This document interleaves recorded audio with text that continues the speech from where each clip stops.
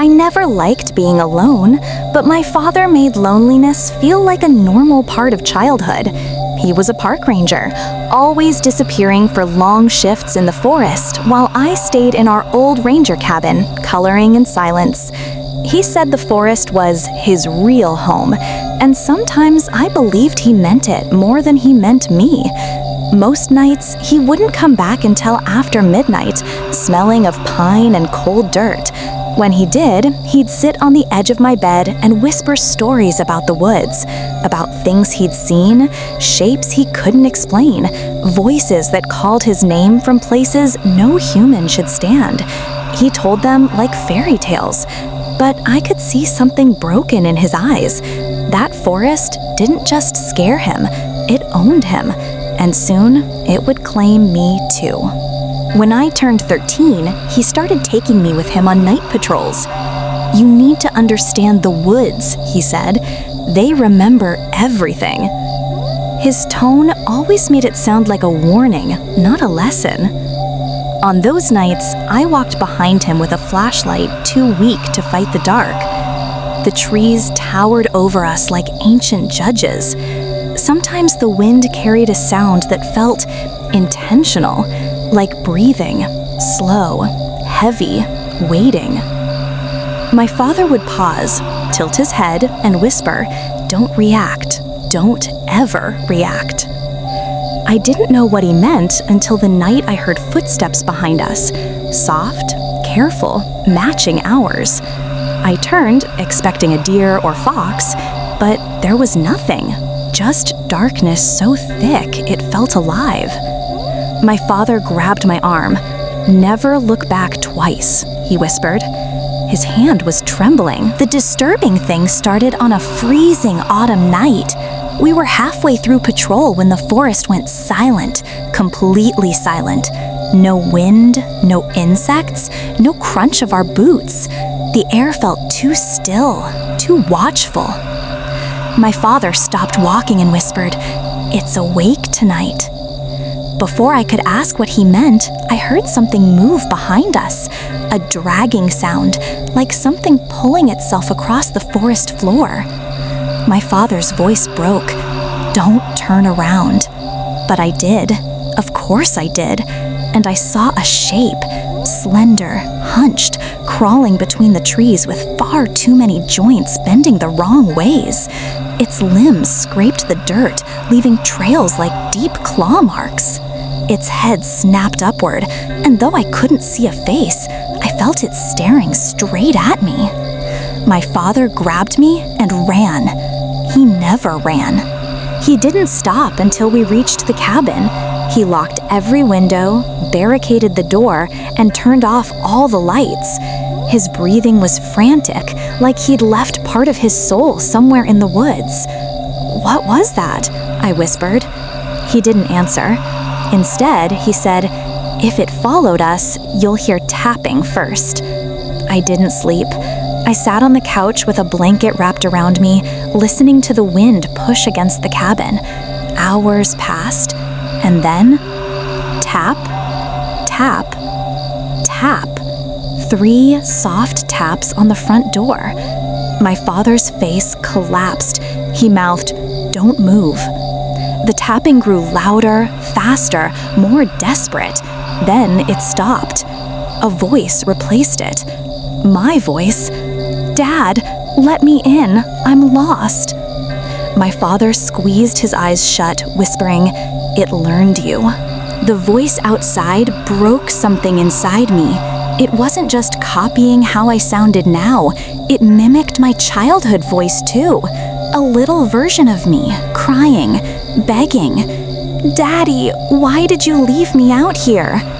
My father covered his ears, shaking. "I shouldn't have brought you," he whispered. "It likes children." Then, as if hearing him, the thing outside repeated, "I like children," but in a warped, twisted mockery of my voice. My father grabbed his rifle and pointed it at the door. "If it gets inside, it won't stop until it wears your face." I felt my blood freeze. "Wears my face?" He nodded, tears forming. It takes from the living. It steals shapes. It stole your mother. It almost stole me. I stared at him, horrified. It wasn't just following us. It wanted to become us. The voice outside shifted again, now sounding older, deeper, broken, like a version of me that had lived too long in the dark. Then came the scratching. Long nails dragging across the cabin walls, circling slowly. My father moved me behind him. The floor creaked beneath something heavy walking on the porch. Suddenly, the windows darkened as a tall, contorted shadow passed in front of them. My father raised the rifle. "Don't shoot," I whispered. He didn't listen. The gun fired, shattering the window. Cold air rushed in. Then, silence. For a moment, I thought he killed it, until we heard something crawl into the broken window, ribs cracking as it squeezed through. A pale arm reached inside, fingers bending backward with soft popping sounds. My father whispered, "Stay behind me," but I could see fear eating him alive. The creature pulled itself fully inside, its body bending in impossible angles, like bones reshaping under the skin. It towered over us, its face smooth and blank, except for a stretched mouth that tried too hard to smile. Then, slowly, its face began to change, skin folding, bones shifting, features forming. It was shaping itself into me, a taller, distorted version of me, but still undeniably my face. I gagged. My father fired again, but the bullet passed through like the creature was made of ash. Then it spoke, with my voice, perfectly this time. "Dad, I don't want to be alone anymore." My father crumbled, sobbing. "I'm sorry," he whispered to me. "This is my fault." The creature tilted its head, and its smile widened until the skin tore at the corners. It wanted me, not him.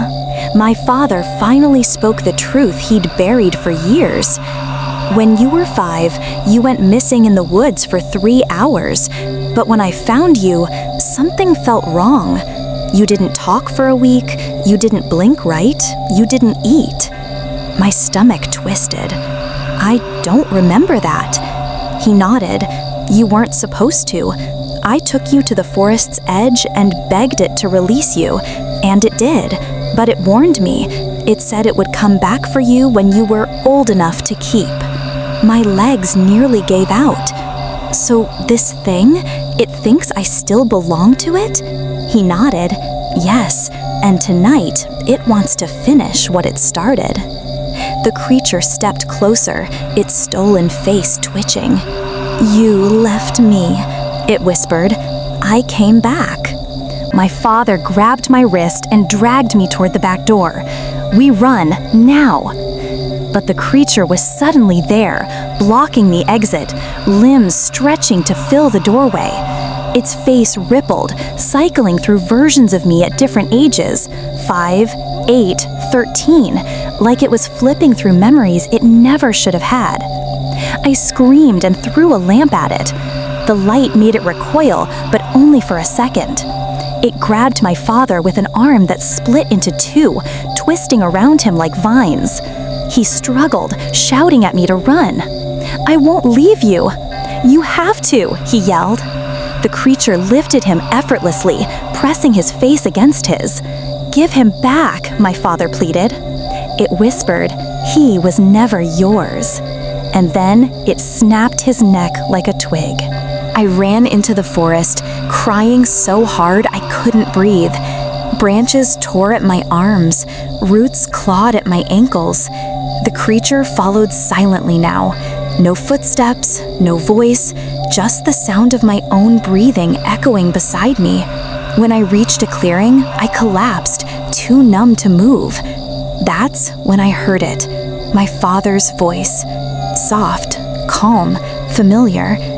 "Hey kiddo, it's okay, come here." I knew it wasn't him. I knew it. But when I looked up, I saw his face, smiling gently the way he used to, before the forest claimed him. I whispered, "You're not my dad."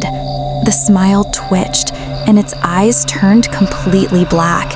"I'm whatever you need me to be," it said, "and you're coming home." Roots burst from the ground, wrapping around my legs, dragging me back into the forest. I'm still there, still running, still being followed by myself.